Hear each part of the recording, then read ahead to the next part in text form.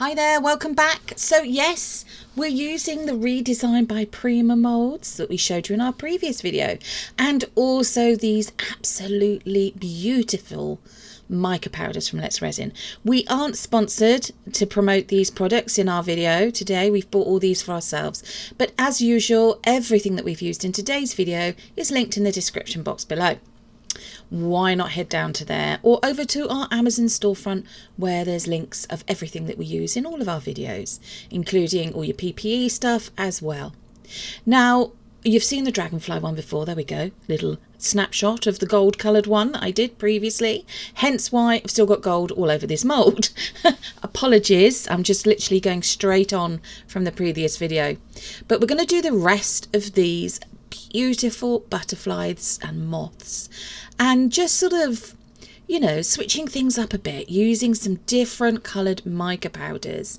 And all I'm doing is applying the mica powder using a dry bristled brush. Now this is actually a makeup brush, not one we use for makeup, I might add. This is one that we've bought for doing this, so applying mica powders to silicone molds. And this is what we found is probably the best method for us, definitely. Look at that beautiful colour. Gold. Of course I was going to use gold, you know me. And if you don't know me, where have you been? Why haven't you been watching our videos?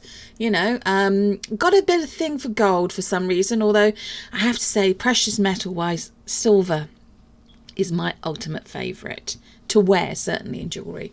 But yeah, this gold, the varying shades, I think it is, are the different types of gold that you can get in the way of mica powders.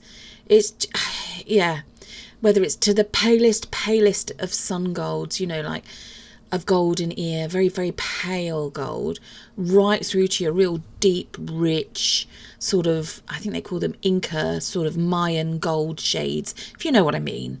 I'm trying to be a bit poetic here with my artistic license. These do actually look a little bit of a steampunk theme maybe going on as well. Maybe not with these colours, but certainly with the design and the detail in this particular butterfly mould. Of course, you know, in nature, in real life, you're not going to see a butterfly with these sorts of shades. Not altogether anyway. I mean, you might be lucky if you've been to a butterfly house. I don't know if they have those wherever you're watching in the whole of the world, but here in the UK, we have got some places that have got butterfly houses that you can walk in, and very humid, hot within the atmosphere, but so many beautiful butterflies. You just walk around and they fly around you, and it's lovely. If you get a chance to go, I recommend it. Right, so just using a whole variety of golds, blues, greens, purple shades, brushing them all into this mould. So just dipping the brush into the powder, tapping it against the sides of the container to try and get rid of the excess, and then brushing it into wherever you like, really, within the mould. As you can see, some is getting on the outside of the mould, and I do clean the moulds up usually using just some, there we go, you can see me doing it there. I'm being a good girl, I'm doing it properly, and there you go, you get a bit more of an idea of what it looks like. Wow. Now you could of course just fill that with some clear resin and let it cure, and then demold it, and you've got what could be a rather large pendant, but you could have that as a pendant, or maybe something that hangs as a sort of window decoration, or you know, anywhere. There's so many different things you could use these for. They're not too deep, so you could also use them if you want to encapsulate them in coasters, or if you've got a deepish tray, or if you're making paperweights, or you could give them, you could make a whole picture from them. So paint your canvas or your board backing, and then glue them, because you can super glue them to wherever you want to place them on your board or your canvas that you've painted, and then frame it, have it as a picture. It would look absolutely beautiful. Now you could do it seasonal themed, so you could have the different colours for the different seasons of the years and incorporate that into the colours of these beautiful butterflies and moths. totally up to you. You know, your world's your oyster. Lots and lots of choices here that you could do. You could make these into pendants or necklaces by putting a little hole through each corner of the top corner of those wings, putting a jump ring through, and then attaching it to some leather cord, ribbon, or maybe some chain, and they would be beautiful. I mean, a statement piece in the middle of the décolleté area, absolutely gorgeous, gorgeous, gorgeous. Right, moving on. We are almost on the last one of these butterflies. Now, I will just add, you haven't seen me do it, but in between doing these, I did turn the mould upside down and just gave it a good tap, gently, but a good tap, just to get rid of any excess mica powder. Look at that with the gold. See, I can't resist a bit of gold, me. I will also say this mould is a matte finish mould. So when you demould your pieces, once it's fully cured, you'll see it's not a very shiny surface at all. It's very matte. So if that's the aesthetic look you want, then great. Here we are, all cleaned up, looking stunning. I didn't do the stars because I don't have need for the stars currently. But there we go, they're beautiful. Now, yes, as I said, you could fill these with a coloured resin, you could fill them with clear resin, you could fill them with resin with glitter in it. Totally up to you. The only resin I wouldn't use would be UV resin, because obviously the light's not going to travel through the mould because this is an opaque mould. Right, here on to the second mould of the day, and we're going to use some beautiful red. Now, this is... Apologies if you just heard a dog barking or growling. We have a really bad thunderstorm going on, and my little doggies are a little bit upset by it. Anyway, moving on back to the video. Beautiful mould here. This one we haven't used before, and just decided to go in with some rose red mica powder, and obviously bits of this video sped up. It's repetition. You know, I don't want to bore you where all you're doing is watching me dusting mica powders onto moulds, so have sped this up so it's a little bit like a time lapse. If you've joined us today and you're watching the video, hello. If you've joined us in the welcome, if you've joined us in the live chat, I hope you're enjoying the video. I hope everyone's enjoying the video that's watching, whether you're in the live chat or not. Why not join us? Why not, you know, come say hi? You know, we don't bite. And because we're there, we do our videos as premieres most of the time. So if you want to ask us any questions, or just come on in and say hi, you know, like the video, or, you know, you've got some questions about what we're doing or where to get things from and so on, or maybe some technical questions as well about video editing, voiceovers, that sort of thing, then, you know, come on, drop us a comment, make a comment in the live chat, or you can always you can also email us at lottiejasminedesigns@gmail.com. There we go, look at that green. Wow. Green, for some reason, seems to be a colour that I am gravitating to. I don't know why, because it never would have been before now. But if you don't know us and you haven't realised, we normally do, or we always used to do, until a few months ago, 3 videos a week, not the 2. So it would have been Wednesday, Friday, Saturday. We're now, Wednesday, Friday and Sunday. Let's get it right, Laura. Currently only doing Friday and Sunday because we've got a lot of renovation and redecoration going on in our house. We seem to have a lot of green decoration going on in our house. Shades of green, leaves, and so on. I don't know. Maybe it's just a thing. I don't know. But you know, maybe we'll give you a little hint and clue. Maybe some little upcycling and recycling videos coming out perhaps in the future to show you what we've made as part of our renovation and redecoration situation here in our home. No promises there, but we'll see. So we've done, what have we done so far with the flowers? 3 different colours, I think. They look beautiful. I must admit, I do fill both sets of these moulds with black coloured resin. So it's literally just regular resin, epoxy resin. T-Expert is the brand that we use, 1-to-1 mixing ratio. We know how it behaves. It's really easy to use, as I said. Oh, just love a little flyover shots here of the moulds in all their glory. Looking beautiful. And it's regular epoxy resin, as I said, 1-to-1 mixing ratio. Here it is now. I haven't mixed the 2 yet. So all I've got is the resin and the hardener, equal measures. I did 80 mils and it was more than enough to do both of these molds, which I was a little surprised about. Added in some of the Black Vista pigment dye there and just generally stirring it. So I'm combining all three elements in there. Now you don't have to do it like that. You can add the resin and hardener, mix that together for 2 to 3 minutes, slowly and steadily, not whisking to add in air, and then add in the pigment paste and whisk it, stir it for another minute or so. But I decided let's just do all three together, and we did it like that. Now, as I said, bits of this have been sped up because you don't want to sit and watch me pouring resin into molds for 5 minutes.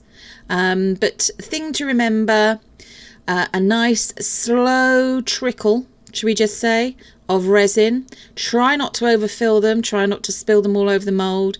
I don't know how I managed it, overfilled these, so I went in with a pipette. You won't see this on camera, but I went in with a pipette and just suctioned out a little amount of the resin, popped it back into my little mixing cup of resin, and then just used it in the next mold. I'm going around the edges of the mold now with those lovely shapes of butterflies and moths and a dragonfly, I think the top one is, with a micro brush. Now this micro brush does not have the brush bit on the end, so it's just like a little soft plastic pokey bit is the only thing I can describe that.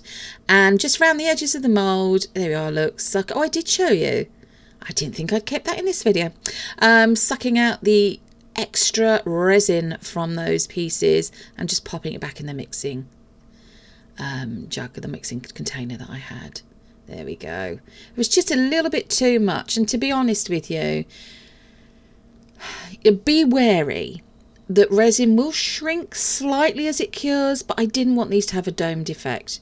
Now, spritzing them with some isopropyl alcohol.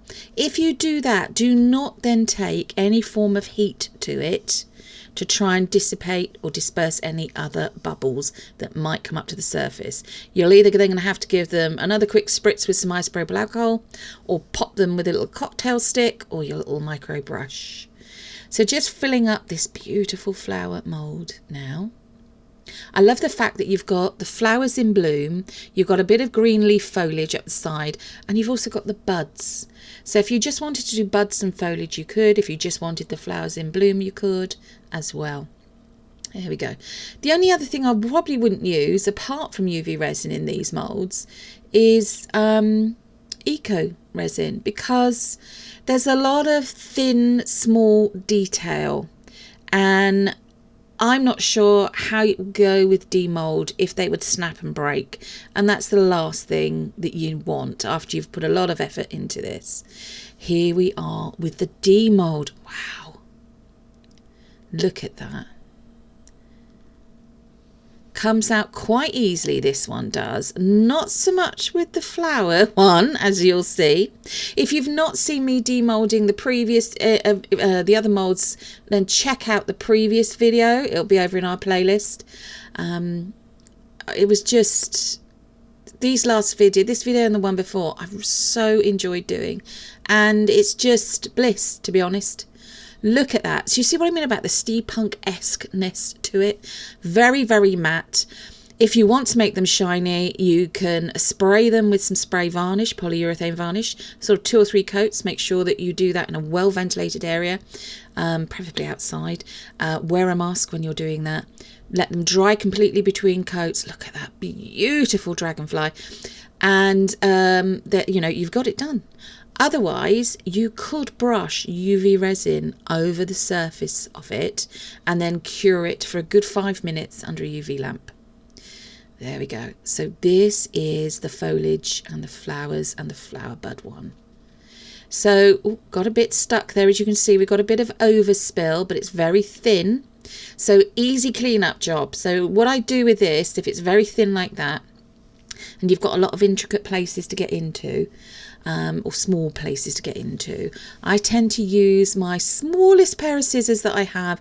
They are very sharp and are just little snips in, and it all comes away. So turned the mould upside down like that in the end and just pulled it away because I'd loosened it all. But look at this. See, very matte surface finish. Obviously, I've got to get rid of all that overspill. Now, this is beautiful. And to be honest, in a lot of ways, I wished I'd just left it at this. But I didn't. I didn't. So hindsight's a great thing, as we always say. But I will show you a technique. Here we are. Look at this. This is the metallic gilding wax from Hobbycraft. And I don't know if you can see that, but on the right hand side, the end of the stalk, I'd already done the effect. So I've got a gloved hand. You just wipe your index finger in the pot. You don't need to dig it in. You just wipe it over the top, and then you brush it over the surface of the stalk or the flowers or whatever you want to have a real warm golden highlight of colour. There you go. Just loaded up my index finger on my gloved hand again. You see that? Hopefully you can see that. There we are. And we're also going to do some of the bits on the flowers as well. You can have it as subtle or as strong as you wish. You can get this gilding wax in various different colours. Your usual gold, silver, bronze or copper, that sort of colour. But some places do different shades of gold. There is another product which I think is called Rub and Buff, which is a similar thing, comes in a tube. I think that's available in America.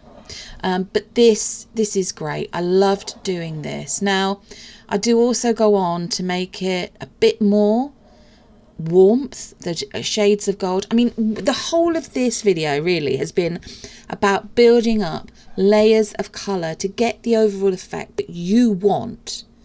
Can you see that there? So obviously I'm comparing there the with and the without the gilding wax. As I said, you can leave it without the gilding wax and you can leave it without the gilding paint, which I'm also going to use if you want to. Totally up to you. So we're moving on. This is the butterfly look. Now, some of the raised areas on the butterfly are flat, so it looks like we've got a big expanse of gold gilding wax. Now, if you're not happy with that, you can rub it off, get a bit of kitchen towel, and just buff it lightly, and it'll take it down a few shades. It'll make it pale. Obviously, if you don't want that, then skip this part and just go straight to the gilding paint, which you will see shortly. Now, I did go through and I did the rest of the butterflies and the dragonfly and the moth in exactly the same way.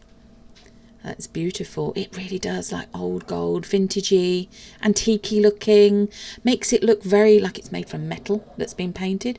This is the gilding paint. Now you see how deep but vibrant gold that is compared to the gold that we have.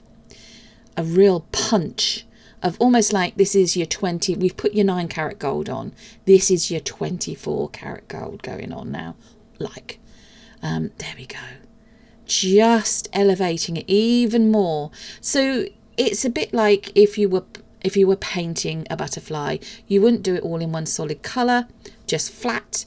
You would do it and then you would apply your highlights, you'd apply your shading. It would be darker in places than other, because although if you see something you think, well, that's all blue, when you get a real good look at it, you can see that it's made up probably of about, you know, half a dozen different shades of blue. They're all blended together. Can you see that there? Now, I know that's not to everybody's taste, but I quite like it. And actually thinking about this, as it is when I'm doing this, because it's still quite soft, you could put that on a flower pot. Anyway, thank you everybody for joining us today. Hope you've enjoyed the video and we will see you again very, very soon. Take care everybody. Bye-bye.